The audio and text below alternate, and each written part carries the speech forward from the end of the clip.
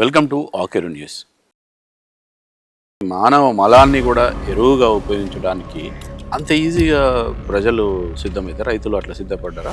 ఇప్పుడు ఏమంటారు, గదాన్ని మనం ఎట్లా ముట్టుకుంటాం, ఆ, అది ముట్టుకోవచ్చు, ఎరువు చేయవచ్చు, పంటకు వేయవచ్చు అంటాం. అది పంటకి అయితే దాన్ని మనం ఎట్లా తింటాం? ఇప్పుడు కూడా వాడుతున్నారా? వాడతారు. ఇప్పుడు ఆ డ్రై అయినటువంటి వాటిని వాడతారు. టమాటా తోటకి వేస్తే విపరీతమైన కాయలు పడ్డాయి.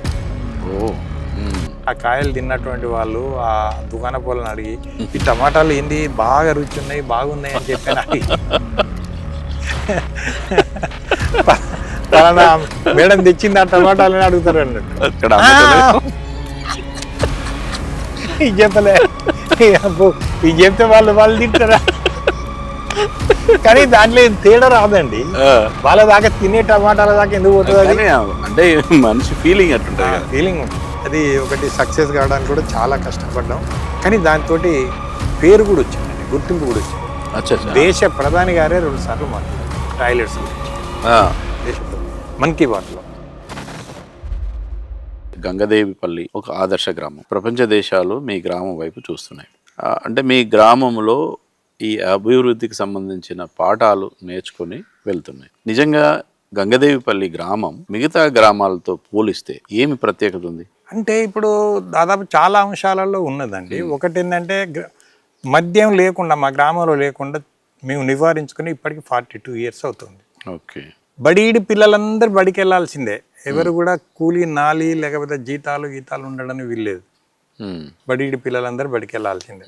చాలా మంది పేదలు ఉంటారు, మా పిల్లలు మరి మా వ్యవసాయ పొలాలన్నా పని చేయాలి, లేకుంటే మరి పని చేయించకపోతే మాకు వెళ్ళదు కదా, మీరు ఇట్లా చెప్తే ఎట్లా అని మిమ్మల్ని అలాంటిది ఫస్ట్ స్టార్టింగ్లో ఎదురైతే వాళ్ళని కూర్చోబెట్టడం, వాళ్ళని కన్విన్స్ చేయడం, ఒప్పియడం, మాట్లాడడం. ఎవరైనా డ్రాప్ అవుట్ ఉంటే కూడా వాళ్ళ ఇంటికి వెళ్ళడం, వాళ్ళతో కుటుంబ సభ్యులతో మాట్లాడడం, ఎందుకు డ్రాప్ అవుట్ అయ్యిండు, ఏంది ఏం సంగతి, మీకున్న ఇబ్బందులు ఏంది అని చెప్పి మాట్లాడి వాళ్ళని కొద్దిగా అవగాహన కల్పించేందంటే తెల్లారి నుంచి మళ్ళీ ఆ పిల్లగాన్ని బడికి పంపించేటువంటి ప్రయత్నం చేసేవాళ్ళం. ఎందుకంటే ఊరు వరకే పరిమితంగా ఎక్కువ తీసుకున్నాం కాబట్టి అట్లా చేసేవాళ్ళం. గంగదేవిపల్లిలో ఎంత జనాభా ఉంటుంది ప్రస్తుతం? ఇప్పుడైతే మాత్రం మేము అప్పుడు ఇవన్నీ సాధించే టైంలో మాత్రం కేవలం 800 చిల్లరే ఉన్నదండి జనాభా. ఇప్పుడు మాత్రం 1500. 2 పిల్లలతోటే కంపల్సరీ కుటుంబ నియంత్రణ, 2 అమ్మాయిలు కానీ 2 అబ్బాయిలు కానీ. 3వ సంతానానికి ఇక్కడ అవకాశం లేదు ఇప్పటికి కూడా. అది అట్లా మా వ్యక్తిగత జీవితం, మా ఇష్టము అట్లా అన్నోళ్ళు ఉన్నారు, వాదన చేస్తున్నారు. కానీ వాళ్ళని కూర్చుండబెట్టి, అలాంటి వాళ్ళందరినీ, మహిళలందరినీ కూర్చుండబెట్టి, పురుషులందరినీ కూర్చుండబెట్టి, 2 పిల్లలే కనుక ఉంటే ఆ పిల్లలను కనే తల్లి యొక్క ఆరోగ్య పరిస్థితి ఈ రకంగా ఉంటుంది. ఒకవేళ 2 కంటే ఎక్కువ కనుక కనవలసిన పరిస్థితి వస్తే ఆమె ఆరోగ్యం ఎట్లా క్షీణిస్తుంది, వైద్య ఖర్చులు ఎట్లా పెరుగుతాయి, జన్మించినటువంటి పిల్లల యొక్క పెంపకంలో కూడా తేడాలు ఎట్లా వస్తాయి, ఆర్థికపరమైనటువంటి భారం ఆ కుటుంబం మీద ఎట్లా పడుతుంది, విద్యా బుద్ధులు చెప్పించడంలో కానీ, వాళ్ళ పెళ్లి పేరెంటల్ చేయడంలో కానీ, ఇవన్నీ కూడా వాళ్ళకి ఏంటంటే బాగా మనసుకు ఎక్కించి చెప్తే వాళ్ళు అప్పుడు ఏంటంటే అంగీకరించి ఒప్పందానికి వస్తే తీర్మానం రాసి సంతకాలు పెట్టి దాన్ని అమలు చేయడానికి ఒక ఆరోగ్య కమిటీ. ఆరోగ్య కమిటీలో అంగన్వాడీ కార్యకర్త, ఆర్ఎంపీ డాక్టర్, వీళ్ళు ఏంటంటే అంగన్వాడీ కార్యకర్త తెలుస్తుంది ఏ కుటుంబంలో ఆ మహిళకు 2వ సంతానం కలిగింది. 2వ సంతానం కలిగింది అని తెలియగానే పోయి అమ్మాయి బాగుందా, పాప బాగుందా, తల్లి బాగుందా, ఆరోగ్యంగా ఉన్నదా అని 2 సార్లు పోయి తెలుసుకుంటుంది. 3వసారి పోయి మరి 2 నెలలు అవుతుంది కదా, కుటుంబ నియంత్రణ మరి పోవాల్సి ఉంటుంది అని చెప్పి ఆశా వర్కర్ పోతుంది, మాట్లాడుతుంది. ఒకవేళ మా నుంచి కాకపోతే, అంటే వాళ్ళ నుంచి కాకపోతే, ఆరోగ్య కమిటీ నుంచి కాకపోతే వాళ్ళు ఏం చేస్తారంటే ఆ సమస్యను తీసుకొచ్చి వాటర్ కమిటీకి అప్పచెప్తారు. వాటర్ కమిటీ వాళ్ళు పిలిచి కౌన్సిలింగ్ చేసి ఖచ్చితంగా ఎట్టి పరిస్థితుల్లో ఇక ఆపరేషన్కి వెళ్ళాల్సిందే తప్ప ఇక మినహాయింపు ఉండదు. వాళ్ళ దగ్గరికి పోతే ఖచ్చితంగా చెప్తారు. మనందరం కలిసి ఒక ఒప్పందానికి వచ్చినాం, నిర్ణయం అయింది, అందరం అంగీకరించిన నిర్ణయాలు అమలు చేయమని చెప్పి ఆరోగ్య కమిటీకి బాధ్యతలు ఇచ్చినాం. మీరు ఇట్లా బాధ్యతలను విస్మరించడం మంచిది కాదు. ఇది ఒకదాని తర్వాత ఒకటి రేపు మళ్ళీ అన్ని గ్రామాల సరసన్నే మన గ్రామం పోతే మళ్ళీ మన గ్రామానికి ఉన్న గుర్తింపే ఉన్నది అని చెప్పి ఇట్లా వాళ్ళు కౌన్సిలింగ్ చేస్తారు. ఓకే. ఇప్పుడు 2 పిల్లలే ముద్దు అనేది మీ గ్రామం యొక్క ప్రత్యేకత. అట్లా ఇంకేమున్నాయి సార్? ఆ రకంగా ఏంటంటే ఇప్పుడు బాల్య వివాహాలు లేవు మా దగ్గర. ఒకప్పుడు ఏంటంటే దాదాపు 12, 11, 13 సంవత్సరాలకే పెళ్లిళ్ళు చేసేది. వాస్తవంగా ఏంటంటే అప్పుడు అలాంటి పరిస్థితి ఉండే. అదే రకంగా ఏంటంటే 2 పిల్లలతోటే కంపల్సరీ కుటుంబ నియంత్రణ, బాల్య వివాహాలు లేవు, బడీడి పిల్లలందరూ బడికి పోవాల్సిందే, ఎవరు కూడా ఇంటి దగ్గర ఉండడానికి వీల్లేదు. అదే రకంగా ఏంటంటే 2000 సంవత్సరం జనవరి 26వ తారీఖు వరకు ప్రతి ఇంటికి టాయిలెట్ నిర్మాణం చేసుకోవడం. ఖచ్చితంగా కుటుంబ సభ్యులందరూ కూడా టాయిలెట్స్ని వినియోగించుకోవాలి తప్ప బయటికి వెళ్ళడానికి వీల్లేదు. కట్టించుకోవడానికి ఆ రోజు ఉన్నటువంటి కమిషనర్ చెల్లప్ప గారు, ఆ రోజు ఉన్నటువంటి కలెక్టర్ ఆదిత్యనాథ్ దాస్ గారు, డిపిఓ వివి రాజేశ్వర రెడ్డి గారు, వీళ్ళు ముగ్గురు మా గ్రామాన్ని సందర్శించి గ్రామసభ పెట్టి టాయిలెట్స్ ఉంటే ఏం ఉపయోగం, టాయిలెట్స్ లేకపోతే ఎలాంటి నష్టం అని చెప్పిందంటే కమిషనర్ గారు అప్పుడు చెల్లప్ప గారు బాగా స్పష్టంగా అర్థం చేయిస్తే మేము అర్థం చేసుకొని అప్పుడు ప్రభుత్వ స్కీమ్ కూడా ఉంది. టాయిలెట్ కట్టుకుంటే ఓన్లీ 2000 ఆ స్కీమ్కి ఇస్తారన్నారు, తెల్ల రేషన్ కార్డు ఉన్నటువంటి వాళ్ళకి. అది మాకు తెలియదు. కాకపోతే ఏంటంటే అప్పటికి ఎన్ని ఉన్నాయి టాయిలెట్స్ అంటే 11 కుటుంబాలకే ఉన్నాయి, మిగతా కుటుంబాలు లేవు. మరి మిగతా కుటుంబాలలో ఉన్నటువంటి ప్రజలందరూ మీ ఊరు పరిసరాలు యూజ్ చేసుకోవడం మూలంగా వాతావరణం కలుషితమైపోయి మరి దాని ద్వారా ఎందుకంటే కొన్ని అంటువ్యాధులు వచ్చే అవకాశం ఉంది కదా అని చెప్పానంటే ఉన్నది కావచ్చు. అప్పటికే మాకు కూడా దాని గురించి అంత serious లేదు. అంటే లేదు ఇట్లా స్కీమ్ ఉన్నది, స్కీమ్ ద్వారా కనుక మీరు కనుక నిర్మాణం చేసుకుంటే నిర్మాణం చేసుకున్న ప్రతి కుటుంబానికి 2000 రూపాయల స్కీమ్ డబ్బులు ఇప్పిస్తాం అని చెప్పి కమిషనర్ గారు. తర్వాత కలెక్టర్ గారు మాట్లాడుతూ ఏమన్నాడు కదంటే ఒకవేళ కనుక మీరు కట్టించుకునే వ్యక్తులు ఇప్పుడు మేము నవంబర్ 30 లోపు వచ్చినాం 99, 2000 సంవత్సరం జనవరి 26 నాటికి కనుక ప్రతి కుటుంబానికి కనుక టాయిలెట్ మీరు నిర్మాణం చేసుకుంటే కట్టుకున్న ప్రతి కుటుంబానికి 2000 ప్రభుత్వ స్కీమ్ కింద ఇండివిజువల్గా ఆ కుటుంబానికి ఇస్తూ మీ గ్రామ సమిష్టి అభివృద్ధి కోసం నేను 10 లక్షలు నా నిధి నుంచి ఇస్తాను ఒప్పుకున్నాను.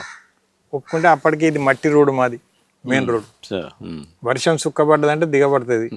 కాబట్టి ఎట్లా అని చెప్పి ఆలోచించి అదే గ్రామ సభలో నేను ప్రజల ముందు ప్రతిపాదన పెడితే ఏం పర్లేదు కట్టుకుందాం, అందరం కలిసి కట్టుకుని నిలబడదాం, కట్టుకుందాం అని చెప్పండి.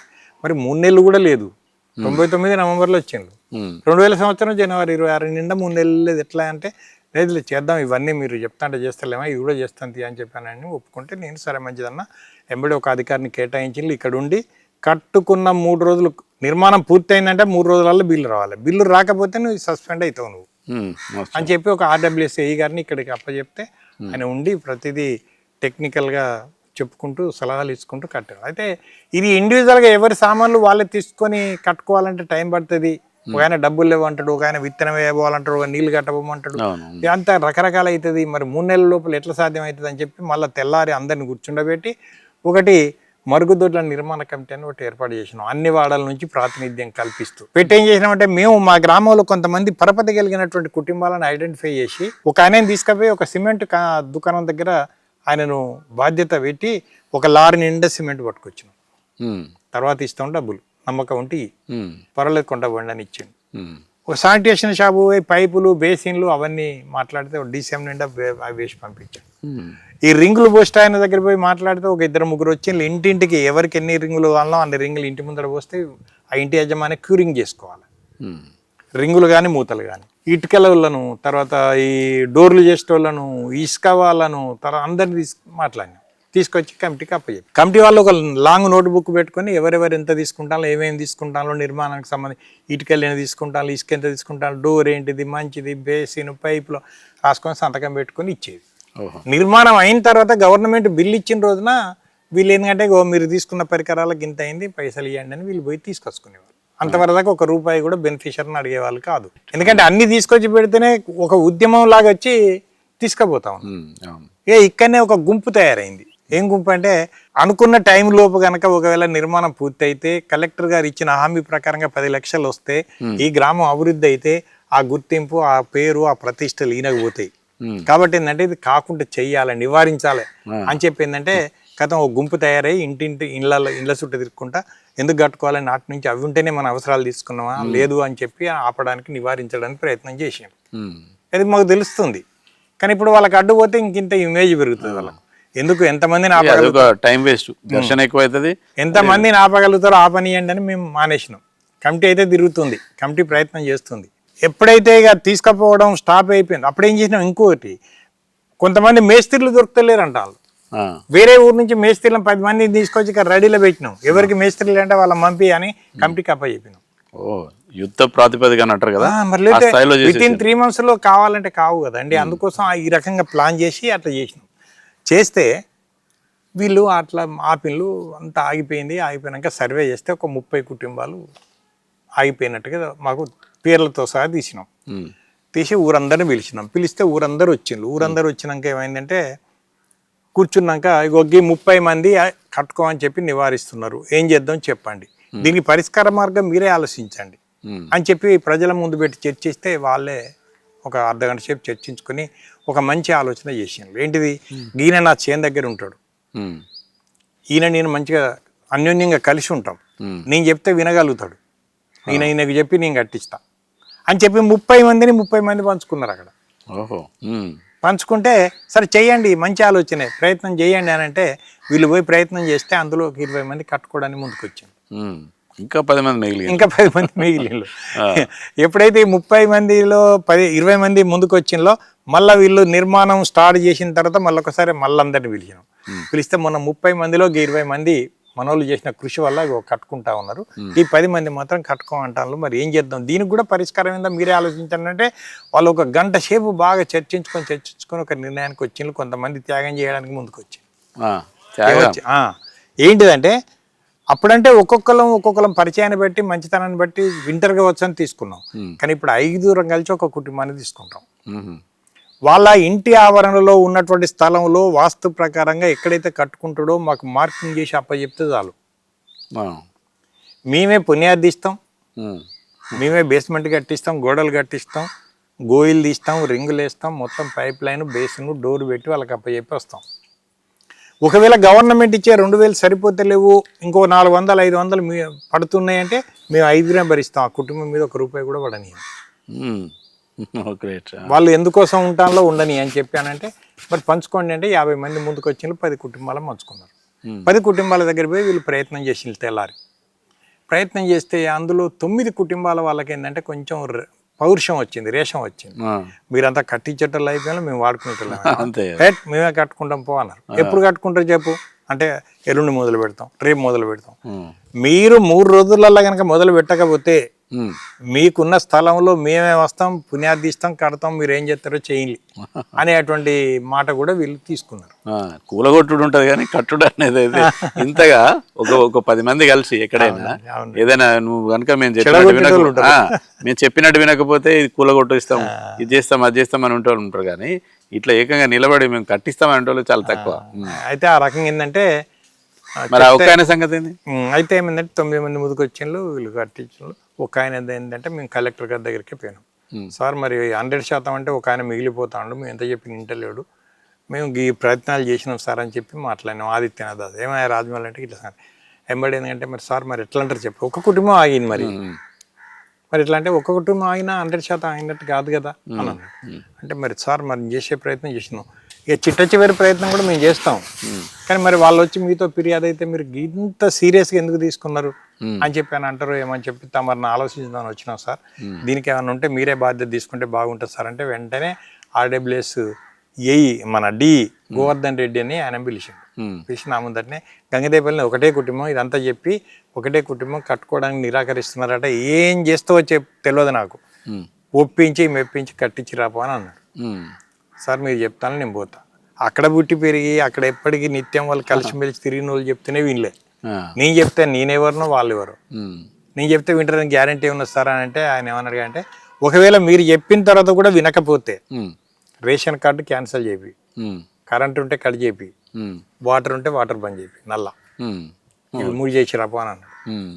అంటే వచ్చినాక మేము పిల్లగాన్ని ఇచ్చి పంపిస్తే పోయిండు మాట్లాడుతుంటే ఎంత మాట్లాడు, నిన్ను కలెక్టర్ పంపించాలి, ఎవరు పంపించాలో మాకు ఎరికే కానీ అంటే నేను ఎవ్వరు లేదు బాబు, కలెక్టరే నువ్వు కనుక ఇంతసేపు చెప్పినావు ఇంట్లో కాబట్టి ఇగో ఈ 3 కట్ చేసి వస్తా, కలెక్టర్ గారు ఆర్డర్ ఇది, ఇక నువ్వు ఎవరి దగ్గర పోయి ఫిర్యాదు అయితే నీ ఇష్టం, ఇక నేను ఫైనల్గా చెప్తున్నా అని చెప్పి కొద్దిగా గట్టిగా చెప్పేసరికి అప్పుడు ఏంటంటే వెనక తగ్గి సరే మంచి సార్ ఇక నన్ను ఒక్కరిని చూసి ఇంత ఇబ్బంది పెడతాను కదా, మొట్టమొదటిలో అందరం కలిసి ఆగుదాం అన్నారు, ఇప్పుడు ఒక్కొక్కడు అందరు సరిపోయినా నేను ఒక్కనే మిగిలిపోయినా అని చెప్పి అప్పుడు కొద్దిగా బాధతోటే కట్టుకోవడానికి ముందుకు వచ్చాను. ఆ ఇంటి పక్క వాళ్ళందరినీ ఇంటి ముందు తన కోసం కట్టుకునే టాయిలెట్ ని అంత బాధ అయిపోయింది. గ్రామీణ ప్రాంతాలలో అప్పుడు టాయిలెట్ ప్రతిష్ట, తర్వాత ఇంకోటి ఏంది కదా అంటే ప్రెస్టీజ్, ఇదంతా నడిపింది నేను కదా, ఆ కుటుంబం నుంచే దీనికి నాయకత్వం వహించింది, ఆ టీంకు ఆ గ్రూప్ కు. నేను ఇంత చేసి మళ్ళీ ఆఖరికి నేనే కట్టుకోవాల్సి వస్తాను వద్దని చెప్పి అన్నోని నేనే కట్టుకోవాల్సిన పరిస్థితి తీసుకొచ్చింది కదా వీళ్ళని చెప్పి కొద్దిగా నాముష్గా ఫీల్ అయ్యింది. ఫీల్ అయితే సరే మొత్తం ఆయన కూడా కట్టుకున్నాడు. 26 జనవరి నాటికి ఆ ఒక్కటి మాత్రం 50% నిర్మాణం అయింది. మేము వెంటనే గ్రామ పంచాయతీ తీర్మానం పెట్టినాం, రాసినాం, పంపిస్తే DP ఆఫీస్ నుంచి ఒక 4 ఎంప్లాయీస్ వచ్చిండ్రు, ఇంటింటి తిరిగిండ్రు, సర్వే చేసిండ్రు, 100% టాయిలెట్స్ నిర్మాణం చేసుకున్న గంగదేవిపల్లి అని చెప్పి రిపోర్ట్ DPO గారికి ఇస్తే DPO గారు కలెక్టర్ గారికి ఫైల్ పెడితే కలెక్టర్ గారు మాకు అనుకున్నట్టుగా 10 లక్షల రూపాయలు మా MPDO గారి అకౌంట్కి వేసి మాకు లెటర్ పంపించాం. మీరు ఏం పని చేసుకుంటారో చేసుకోండి, MPDO గారి అకౌంట్కు నేను 10 లక్షలు పంపించిన మీకు మాట ప్రకారంగా, రికార్డు ప్రకారంగా మీకు వాళ్ళు డబ్బులు ఇస్తారు తీసుకోండి అన్నారు. సరే మంచిది అనుకున్నాం. కానీ కట్టించుకోవడం భయాన్నో నయాన్నో మాటలో ఏదో రకంగా కన్విన్స్ చేసి ఈ మరుగుదొడ్ల నిర్మాణ కమిటీ కట్టించగలిగింది. కానీ కట్టించుకున్న తర్వాతగా కొత్త సమస్యలు ఉత్పన్నమైనవి. ఇదేంటి సార్? ఇదేంటిదంటే ఇప్పుడు గ్రామీణ ప్రాంతాలలో ఇప్పుడు కట్టించుకున్న తర్వాత మహిళలు తమ ఆత్మగౌరవానికి సంబంధించిన విషయం కాబట్టి ఇమీడియట్లీ మార్పు వచ్చింది. వెంటనే వాటిని యూజ్ చేసుకోవడం మొదలుపెట్టి, యూత్లో మార్పు వచ్చింది, యూజ్ చేసుకోవడం మొదలుపెట్టి. కానీ మధ్య వయసు దాటినటువంటి పురుషులు మాత్రం కొంతమంది, అందరూ కూడా కాదు, మళ్ళా కొంతమంది ఏంటంటే బహిర్భూమికి బయటకు వెళ్తున్నారు. మేము చాలా కంఫర్ట్ ఉంటుంది ఆ రూమ్ లో ఓడింది, భయం అవుతుంది. అయితే ఇదేంటంటే భయం అవుతుంది. కౌన్సిలింగ్ చేసినాం మేము. అయితే అట్లా టాయిలెట్ లో కూర్చున్నప్పుడు భయం అవుతుంది. 4 గోడల మధ్యలో పోయి మేము కూర్చుండేసరికి తలుపు వేసుకునేసరికి మాకు భయం అవుతాం. మేము పోలేకపోతున్నాం. మేము పుట్టినప్పటి నుంచి ఇంత వయసు వచ్చేదాకా బయటి వాతావరణానికి అలవాటు పడ్డాలో ఓ సుట్టో బీడో అంటు పెట్టుకుని బయటికి పోతే అదో సరదాలాగా ఉండేది. ఫస్ట్ ఆవిడ పండ్ల పుల్లు వేసుకొని తోముకుంటే ఇంటికి వచ్చేది. మేము మమ్మల్ని ఎందుకు ఇట్లా ఇబ్బంది పెడతాను, మాకు కాకపోతే మాకు మినాయింపు ఏం లేదు. ఇదంటే ఏం మినాయింపు లేదు ఖచ్చితంగా అని చెప్పినాం. గోడల మీద రాతలు రాయించినాం, ఊరేగింపులు చేసినాం, మన నాటికలు వేయించినాం, పాటలు పాడించినాం, ఎన్ని చేసినా ఇంటింటికి టాయిలెట్స్ కట్టించడం 3 నెలల్లో కట్టిస్తే 100% ప్రజలు వినియోగించుకోవడానికి. మీరు కట్టించిన టాయిలెట్లకి పోవడానికి ఎంత టైం పట్టింది? అయితే వీళ్ళు కూడా ట్రై చేసిండ్రు, ఇక పోలేకనే వీళ్ళు బయటికి ఓడిపోయింది. అయితే ఎప్పుడైతే అట్లా చేసిందో అందరినీ పిలిచింది, అంటే ఏంది చెప్పండి, మీకు వచ్చిన ఇబ్బంది ఏంది చెప్పండి. ఇట్లా సంగతి లేదు, ఎవరికి మినాయింపు లేదు, ఏం చేద్దాం చెప్పండి.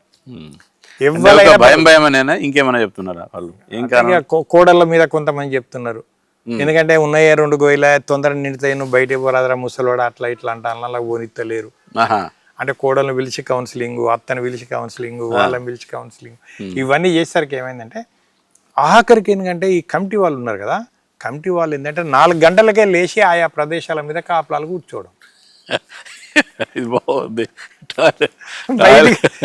లోటాలు చెంపులు పట్టుకొని బయటకు వచ్చేది కదా, రాగానే వాళ్ళని ఆపి ఏంది ఎందుకు వస్తాను, వాళ్ళ కష్టాలు వాళ్ళు చెప్పేది.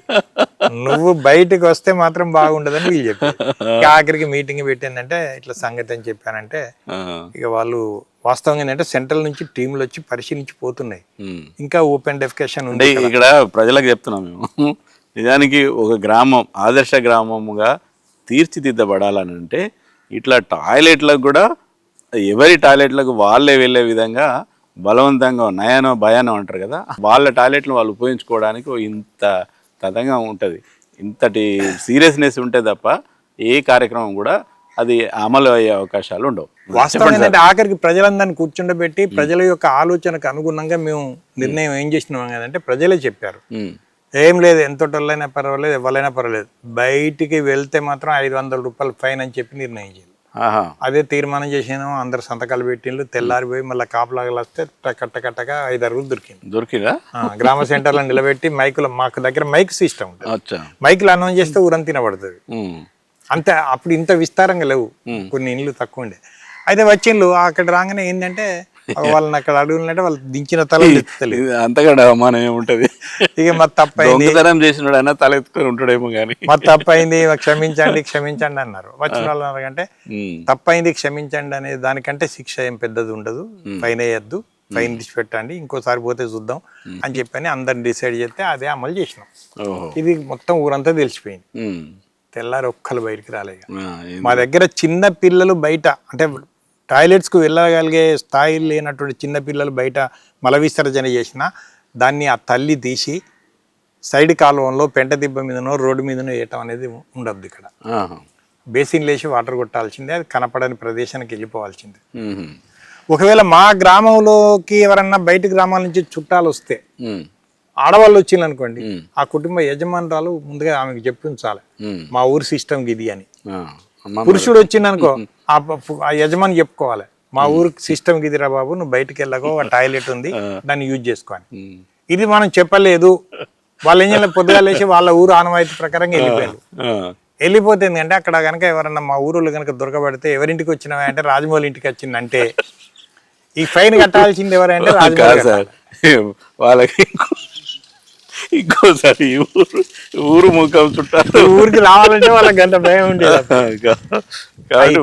అయితే అట్లా 500 ఫైన్ అని చెప్పి రాజమౌళి దగ్గరికి రా పోదాం అని చెప్పి తీసుకొని వచ్చే పరిస్థితి అన్నట్టు. అది నిర్ణయం. ఇది చర్చలు జరిగినాక ఈ నిర్ణయం. ఇప్పుడు ఈ కఠినమైన నిర్ణయాలను కూడా ఒక్కసారి 2 సార్లు మీటింగ్ పెట్టి చర్చించి అమలు చేయం మేము. ప్రజల్లో ఒక బలమైనటువంటి ఆలోచన కల్పించి, ఓకే పర్వాలేదు అమలు చేయండి అని చెప్పి దానికి ఒక కమిటీ వేసి ఆ కమిటీకి బాధ్యతలు ఇచ్చిన తర్వాతనే ఆచరణలోకి వస్తుంది.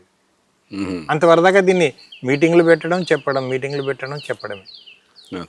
అయితే అది జరిగినాక ఏమైంది, ఇక లాస్ట్కి వచ్చేసరికి ఎందుకంటే మేము 3 నెలల్లో టాయిలెట్స్ కట్టిస్తే అందరు 100% వాడుకొని మళ్ళీ సెంట్రల్ నుంచి టీంలు వచ్చి ఊరంతా పరిశీలించి ఇక్కడ ఓపెన్ డెఫికేషన్ లేదు, ఇది నిర్మల్ గ్రామ పురస్కార్ అవార్డుకు అర్హత కలిగిన గ్రామం అని చెప్పి రికమెండ్ చేయడానికి మాకు 3 years పట్టింది.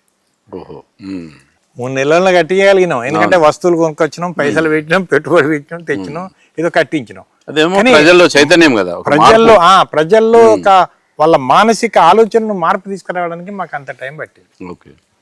అప్పుడు ఎందుకంటే మేము సక్సెస్ అయినాం.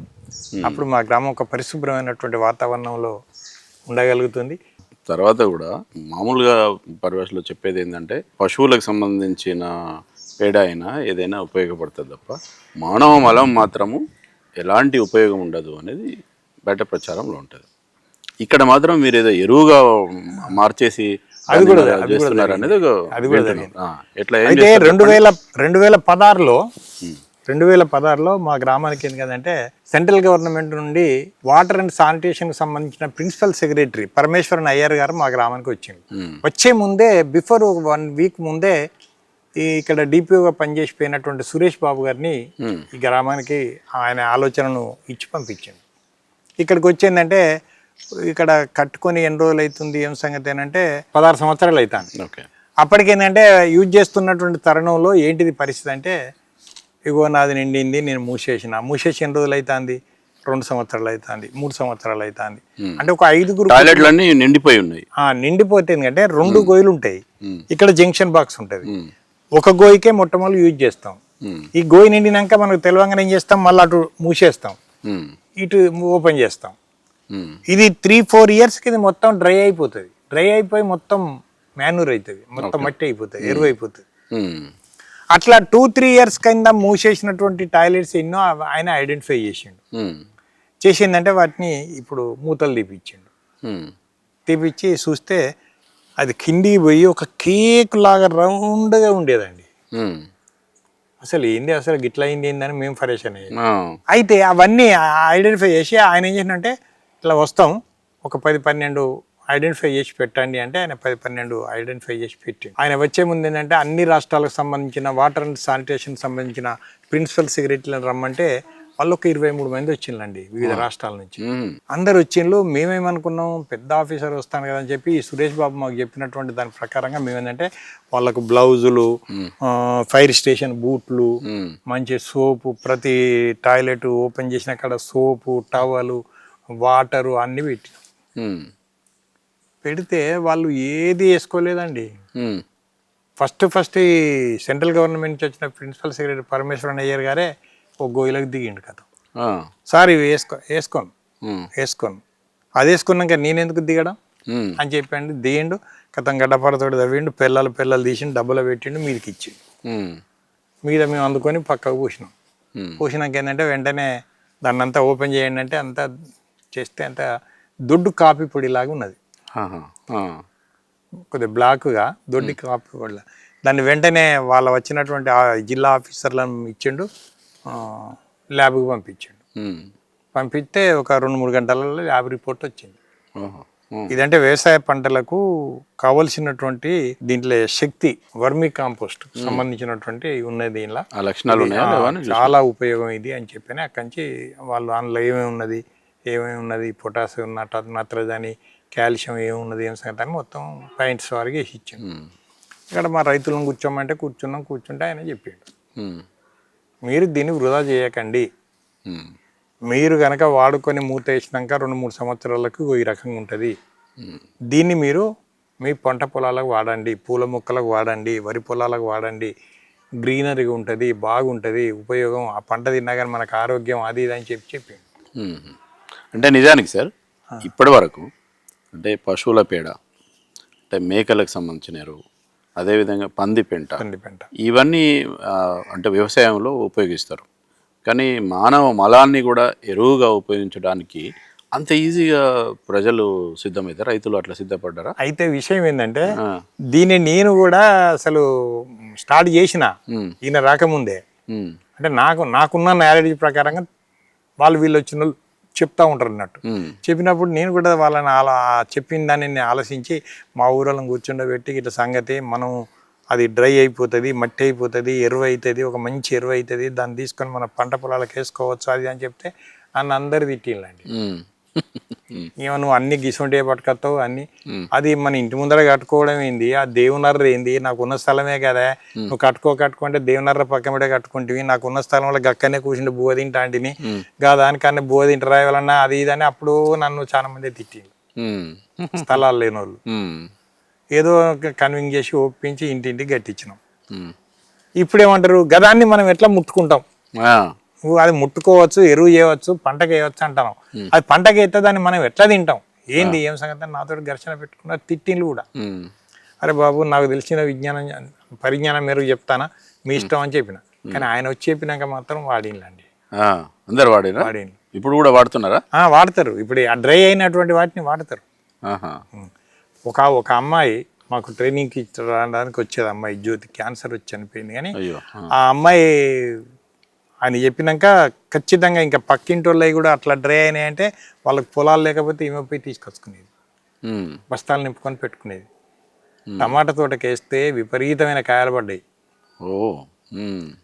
అది మార్కెట్కి తీసుకపోతే ఆ కాయలు తిన్నటువంటి వాళ్ళు ఆ దుకాణ పొలను అడిగి, ఈ టమాటాలు ఏంది బాగా రుచి ఉన్నాయి, బాగున్నాయి అని చెప్పాను. అడిగి పలానా మేడం తెచ్చింది ఆ టమాటాలని అడుగుతారు అన్నట్టు, ఈమెను అడిగేది అన్నట్టు. అంటే ఎవరి దగ్గరికి గుట్టు చెప్పిరా మరి? చెప్పినాం, ట్రైనింగ్లలో చెప్తాను. కాదు ఇది చెప్పలే, అబ్బో ఇది చెప్తే వాళ్ళు తింటారా? కానీ దాంట్లో తేడా రాదండి, వాళ్ళ దాకా తినే టమాటాల దాకా ఎందుకు పోతుంది అంటే మనిషి ఫీలింగ్ అట్లుంటది, ఫీలింగ్ ఉంటుంది. అందుకనే కదా నేను చెప్తే తిట్టింది, అదే ఆ ఫీలింగ్ తోటే కదా నన్ను తిట్టింది. అందుకోసం ఎందుకంటే నేను సపరేట్ కూకున్నా, అది ఆ రకంగా ఉండేది.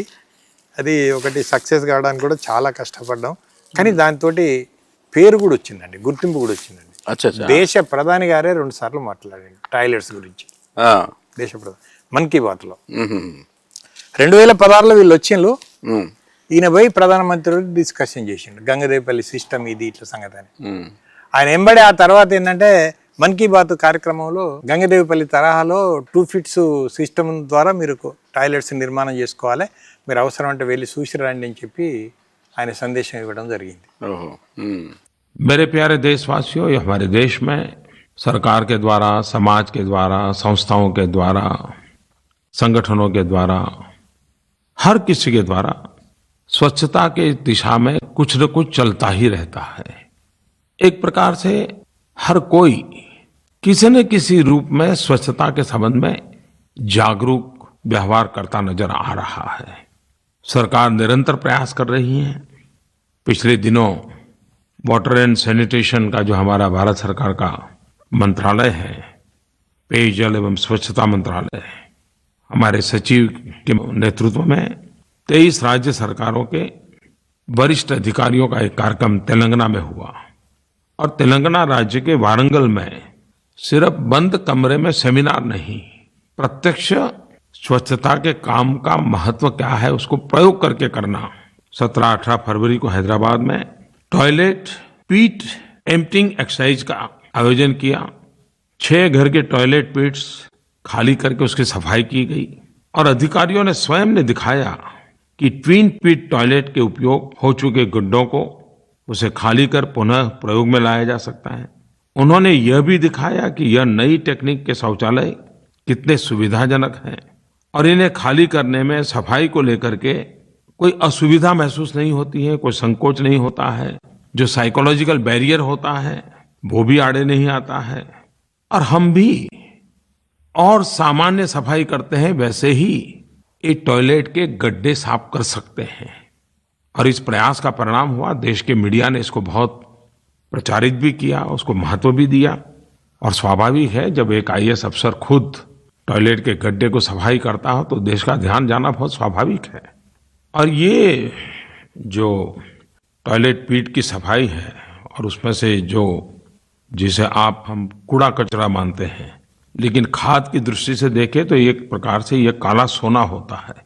वेस्ट से वेल्थ क्या होती है ये हम देख सकते हैं। 2014లో డెవలప్మెంట్ అంశాలు చిన్న చిన్న క్లిప్పింగ్లు తీసుకొని ఒక 7 minutes డాక్యుమెంటరీ చేయించండి సెంట్రల్ గవర్నమెంట్ వచ్చి తీసేది. అంటే దీని ఏంటంటే 2014 అక్టోబర్ 11వ తారీఖు నాడు విజ్ఞాన్ భవన్లో మమ్మల్ని పిలిచి ఒక మీటింగ్ పెట్టి అన్ని రాష్ట్రాలకు సంబంధించినటువంటి ప్రిన్సిపల్ సెక్రటరీలను గ్రామీణాభివృద్ధి మినిస్టర్లను పిలిచి ఒక పెద్ద సదస్సు పెట్టిండు. ఆ సదస్సులో ఈ క్లిప్పింగ్లు చూపించి మాట్లాడిండు. అంత చిన్న గ్రామం ఇన్ని అంశాలలో అభివృద్ధిని సాధించడానికి ఏంటిది అసలు కారణం ఏంటిది? మీ గ్రామాలకు ఇచ్చినట్టుగానే ఆ గ్రామానికి కూడా మేము నిధులు ఇచ్చినాం, అంతే జనాభా ప్రాతిపదికనే ఇచ్చినాం. కానీ జనాభా ప్రాతిపదికన ఇచ్చిన నిధులతోటి వాళ్ళు అంత అభివృద్ధి, అన్ని రకాల అభివృద్ధిని ఎట్లా సాధించగలిగారు, మీ గ్రామాలలో ఎందుకు సాధించలేకపోయిండు అని చెప్పి ఆయన సందేశం ఇచ్చేదంటే, మీరు గంగదేవిపల్లిలో ₹1 మనం ఇచ్చినామంటే దానికి ప్రజల యొక్క శ్రమను ఇంకో ₹1 తోడు చేసి ₹2 పని చేయించుకుంటాను వాళ్ళు. ఓకే. కానీ మనం ₹1 ఇస్తే ₹1 పని కూడా మనకు జరుగుతలేదు. కాబట్టి మీరు గంగదేపల్లికి వెళ్ళండి, చూడండి, గంగదేపల్లి తరహాలో మీ గ్రామాలన్నీ అభివృద్ధి చేయండి అని చెప్పి సందేశం ఇస్తూ ఈ వచ్చిన పార్లమెంటు ఎంపీలకు, రాజ్యసభ సభ్యులకు, ఆయా రాష్ట్రాల నుంచి వచ్చినటువంటి యొక్క వీళ్ళకు ఏం సందేశం ఇచ్చిందంటే, ప్రజాప్రతినిధులకు ఇచ్చేటువంటి యొక్క నియోజకవర్గ అభివృద్ధి నిధులు ఏవైతే ఉన్నాయో ఆ నియోజకవర్గం అభివృద్ధి నిధులను కూడా మీరు ఏం చేస్తున్నారంటే మీ నియోజకవర్గ పరిధిలో ఉన్నటువంటి అన్ని గ్రామాలలో అక్కడొక ఇంత, అక్కడొక ఇంత, అక్కడొక ఇంత ఇస్తున్నారు. అది ఏమి సాధ్యం కావటం లేదు. ఇన్ని సంవత్సరాల నుంచి ఇన్ని లక్షల కోట్ల రూపాయలు మీ గ్రామాభివృద్ధి కోసం మేము ఇస్తా ఉంటే ఎక్కడ ఏ ఒక్క గ్రామం కూడా గంగదేపల్లి తరహాలో అభివృద్ధి చేయలేకపోయాను, మీరు అన్ని అంశాలను చేయలేకపోయాను. కానీ ఇది పద్ధతి కాదు. ఇక్కడ నుండి మాత్రం సంసద్ ఆదర్శ గ్రామ యోజన పథకం అని చెప్పి ఒకటి స్టార్ట్ చేసిండు. ఏంటిది? ఒక గ్రామం తీసుకో, దాన్ని ప్రాథమిక సౌకర్యాలు సమకూర్చడంలో నీకు కావాల్సినటువంటి నిధులను అక్కడ ఉపయోగించు. అది అన్ని రకాలుగా విద్యాపరంగా, వ్యవసాయపరంగా, రోడ్ల పరంగా, తర్వాత పారిశుద్ధ్యం విషయంలో, ఇంటింటికి టాయిలెట్స్ విషయంలో ఇవన్నీ చేసిన తర్వాత ఇంకో 2వ గ్రామానికి ఆ నిధులు మిగులుతాయి. కానీ అట్లా కాకుండా నువ్వు అక్కడొకటి వేసి అక్కడో బిస్కెట్ వేసినట్టయితే అది ఏది అయితే లేదు. ఇది కాదు, ఇది సిస్టమ్ మార్చాలని చెప్పి సందేశం ఇచ్చిండు. అప్పుడు ఉత్సాహంతో కొంతమంది దత్తత తీసుకున్నారు ఎంపీలు వాళ్ళు, కానీ వాళ్ళు నిరుత్సాహపడ్డారు. తర్వాత మరి అంటే అక్కడ ప్రజలు కూడా ఆ రకంగా రిసీవ్ చేసుకోవాలి కదా, ఇచ్చిన రూపాయలను మనం సద్వినియోగం చేసుకునేటట్టు ఉండాలి కదా. అక్కడ ప్రజల్ని అట్లా మోటివేట్ చేసి అది నాయకుడు, లోకల్ నాయకుడు అట్లా ఉండాలి. ఆ నాయకుడు ఏంటంటే అట్లా ఉన్నప్పుడు మాత్రమే సాధ్యమవుతుంది, లేదా సాధ్యం కాదు.